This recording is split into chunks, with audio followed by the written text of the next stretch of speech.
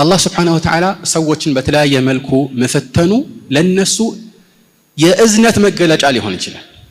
በላ ራሱ ረሕማ ይሆናል። ግልጽ ነው። እንዴት ከተባለ ይህ ብዙ መገለጫዎች አሉ። አንደኛ ለምሳሌ አላህ ችግር የሚያጋጥማቸውን ሰዎች ወንጀላቸውን ይምርላቸዋል። ሙስሊም በተለይ ከሆነ ምንም ነገር ያጋጥመው ለሱ ይህ እድልና መልካም ምንዳ ነው አይደል? عجبا لأمر المؤمن إن أمره كله له خير وليس ذلك إلا للمؤمن إن أصابته سراء شكر فكان خيرا له وإن أصابته ضراء صبر فكان خيرا له مؤمن እጅግ የሚደንቅ ነው ጉዳዩ ይላሉ መልእክተኛ። የሙእሚን ነገር ጉዳዩ ሁሉ የሚደንቅ ነው። ሁሉ ነገሩ ኸይር ነው። ጥሩ ነገር ሲያጋጥመው አላህን ያመሰግንና ጥሩ ይሆንለታል፣ መልካም ይሆንለታል። መጥፎም ሲያጋጥመው አሁንም ሰብር ያደርጋል ለአላህ ብሎ ከዚያም እንደዚሁ መልካም ውጤት ያስገኝለታል። ስለዚህ ችግር ሲያጋጥመው አንድ ሰው ይህ ችግር ወንጀሉን ያራግፍለታል። في الصحيحين መልእክተኛው عليه الصلاة والسلام أو في الصحيح ምን ይላሉ? ما يصيب المسلم من نصب ولا وصب ولا غم ولا أذى ولا هم حتى الشوكة يشاكها إلا كفر الله بها من خطاياه ማንኛውም ሙስሊምን የሚያጋጥመው ድካምም ይሁን በሽታ ወይም ህመምም ይሁን ሐሳብም ይሁን ሐሳቡ ደግሞ ሁለት አይነት ነው። አንደኛው ስለ ወደፊቱ በስጋት መጨነቁ ሊሆን ይችላል፣ ወይ ደግሞ ስላለፈው ነገር ማዘኑም ሊሆን ይችላል።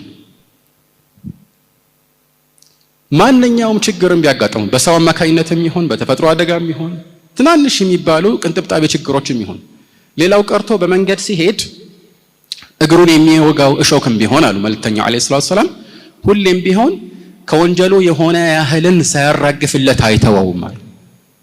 ይሄ ታዲያ እድል አይደለም? ይሄ ረሕማ አይደለም? ሌላው ደረጃችንን ራሱ ከፍ የሚያደርግበት ምክንያትም ሊሆን ይችላል።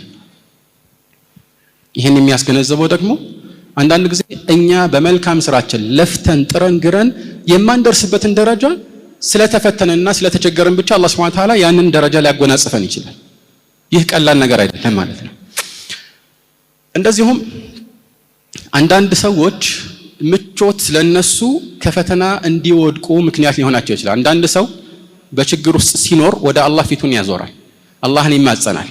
فأخذناهم بالبأساء والضراء لعلهم يتضرعون فلولا إذ جاءهم بأسنا تضرعوا ولكن قست قلوبهم ሰዎች እኮ ችግርና መከራ የሚፈራረቅባቸው ወደ አላህ ራሳቸውን አስተናንሰው ተውበት አድርገው እሱን ከዚህ ችግር እንዲያወጣቸው እንዲማጸኑት ነበር።